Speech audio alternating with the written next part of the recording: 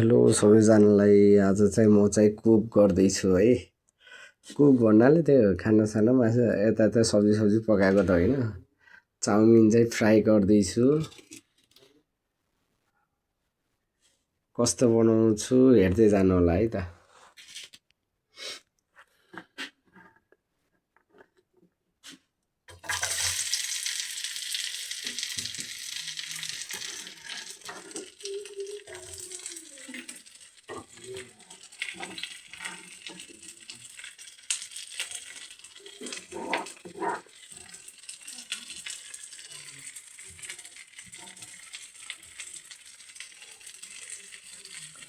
आज चाहिँ अलिकति लेट आएछु म घर होइन।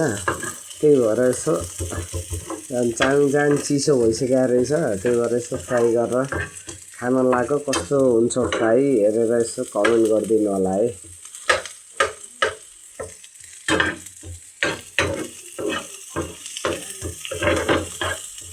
Chowmein fry.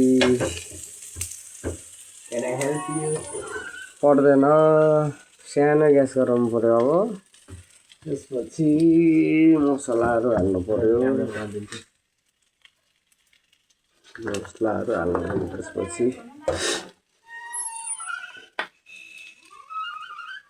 चाहिँ बेसार मसला चाहिँ हल्का नुन, किनकि अलरेडी चाउमिनमा नुन हुन्छ नि त। त्यही भएर थोरै नुन हालेको छु है मैले। पिरो पनि खासै खाँदैन, त्यही भएर थोरै हालेको छु पिरो पनि है, यसो कलरको लागि मात्र।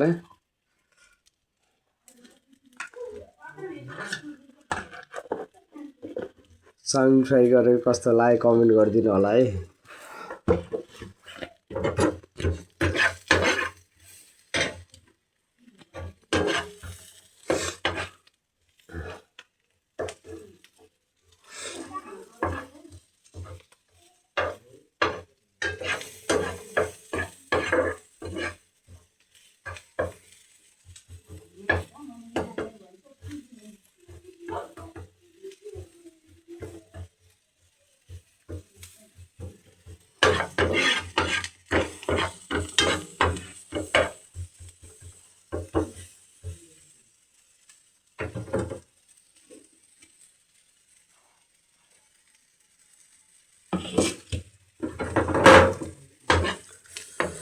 प्याज र मसला पाके जस्तो छ। अब चाउमिनको पालो है।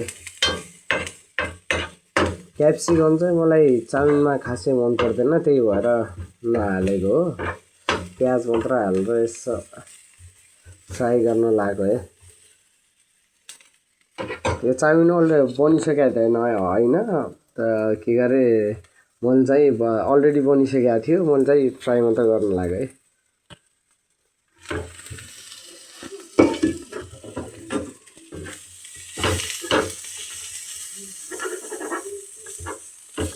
आज अलि लेट भयो, अनि चिसो भएको रहेछ क्या चाउमिन। जाडोमा त अब चिसो हुन्छ नि त।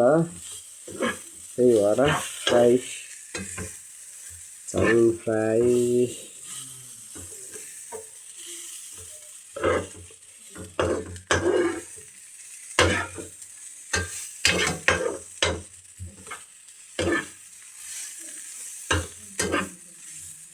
पकाउनमा पुरै ट्यालेन्ट त होइन म, त्यही पनि यसो ट्राई कहिले गर्छ। रमाइलो लाग्छ कुकिङ गर्दा।